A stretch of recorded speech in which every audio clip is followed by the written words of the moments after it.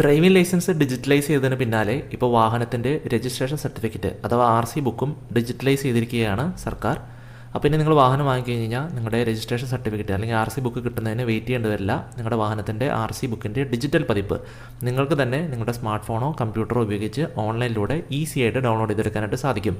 അപ്പോൾ ഇന്നത്തെ വീഡിയോയിൽ എങ്ങനെയാണ് വാഹനത്തിൻ്റെ ഡിജിറ്റൽ RC ഓൺലൈനിൽ നിന്ന് ഡൗൺലോഡ് ചെയ്തെടുക്കുന്നത് എന്നാണ് നമ്മൾ നോക്കാനായിട്ട് പോകുന്നത്. വീഡിയോയിലേക്ക് പോകുന്നതിന് മുമ്പ് ഈ ചാനൽ അപ്ലോഡ് ചെയ്യുന്ന ഇത്തരത്തിലുള്ള വീഡിയോസും നിങ്ങൾക്ക് യൂസ്ഫുൾ ആകുമെങ്കിൽ ചാനൽ സബ്സ്ക്രൈബ് ചെയ്യുക, തൊട്ടടുത്തുള്ള ബെൽ ഐക്കണുകൾ എനേബിൾ ചെയ്യുക, വീഡിയോ ലൈക്ക് ചെയ്യുവാനും ഷെയർ ചെയ്ത ഇൻഫർമേഷൻ നിങ്ങളുടെ സുഹൃത്തുക്കളിലേക്ക് എത്തിക്കുവാനും മറക്കരുത്. ഡെയിലി അപ്ഡേറ്റ്സ് ലഭിക്കുന്നതിന് വേണ്ടി നമ്മുടെ ഇൻസ്റ്റാഗ്രാം, ഫേസ്ബുക്ക് പേജ് കൂടെ ഫോളോ ചെയ്തേക്കുക. RC ബുക്ക് ഡൗൺലോഡ് ചെയ്യുന്നതിന് വേണ്ടി നിങ്ങളുടെ ഫോണിലോ കമ്പ്യൂട്ടറിലോ ഗൂഗിൾ ഓപ്പൺ ചെയ്തതിന് ശേഷം പരിവാഹൻ RC ഡൗൺലോഡ് എന്ന് സെർച്ച് ചെയ്യുക. സെർച്ച് ചെയ്യുമ്പോൾ സെർച്ച് റിസൾട്ട് വരുന്ന ആദ്യത്തെ വെബ്സൈറ്റ് ഓപ്പൺ ചെയ്യുക. ഈ വെബ്സൈറ്റിൻ്റെ ലിങ്ക് വീഡിയോൻ്റെ ഡിസ്ക്രിപ്ഷൻ ബോക്സിൽ കൊടുത്തിട്ടുണ്ട്. അവിടെ നിന്ന് ക്ലിക്ക് ചെയ്തും നിങ്ങൾക്ക് ഈ വെബ്സൈറ്റിൽ എത്താവുന്നതാണ്. അപ്പോൾ ഇത്തരത്തിലൊരു ഇൻ്റർഫേസ് ആയിരിക്കും ഓപ്പൺ ആയിട്ട് വരുന്നത്. ഇവിടെ വാഹനത്തിൻ്റെ രജിസ്ട്രേഷൻ നമ്പറാണ് എൻ്റർ ചെയ്ത് കൊടുക്കേണ്ടത്. അതിനുശേഷം നിങ്ങളുടെ വാഹനത്തിൻ്റെ ചേസിസ് നമ്പറിൻ്റെ അവസാന 4 അക്കവും ഇവിടെ എൻ്റർ ചെയ്ത് കൊടുക്കേണ്ടതായിട്ടുണ്ട്. ഈ വിവരങ്ങൾ എൻ്റർ ചെയ്തതിന് ശേഷം വാലിഡേറ്റ് ഇൻഫർമേഷൻ എന്ന ബട്ടണിൽ ക്ലിക്ക് ചെയ്യുക. അപ്പോൾ ഇവിടെ ഒരു കൺസേൺറ്റ് ചോദിച്ചിട്ടുണ്ട്. ആ കൺസേൺറ്റ് നേരെയുള്ള ചെക്ക് ബോക്സ് ടിക്ക് ഇടുക. അപ്പോൾ നമ്മുടെ വാഹനത്തിൽ ലിങ്ക് ചെയ്തിരിക്കുന്ന മൊബൈൽ നമ്പറിൻ്റെ അവസാന 4 അക്കം നമുക്കിവിടെ കാണാനായിട്ട് സാധിക്കും. അതിൻ്റെ റൈറ്റ് സൈഡിലായിട്ട് കാണുന്ന ജനറേറ്റ് OTP എന്ന ബട്ടണിൽ ക്ലിക്ക് ചെയ്യുക. അപ്പോൾ അവിടെ നൽകിയിരിക്കുന്ന മൊബൈൽ നമ്പറിലേക്ക് ഒരു OTP വരുന്നതാണ്. ആ OTP ഇവിടെ താഴെ എൻ്റർ ചെയ്തിട്ട് താഴെ കൊടുത്തിരിക്കുന്ന ഷോ ഡീറ്റെയിൽസ് എന്ന ബട്ടൺ ക്ലിക്ക് ചെയ്യുക. ക്ലിക്ക് ചെയ്ത് കഴിയുമ്പോൾ നിങ്ങളുടെ വാഹനത്തിൻ്റെ ഡിജിറ്റൽ RC ഇത്തരത്തിൽ ഓപ്പൺ ആയിട്ട് വരുന്നതാണ്.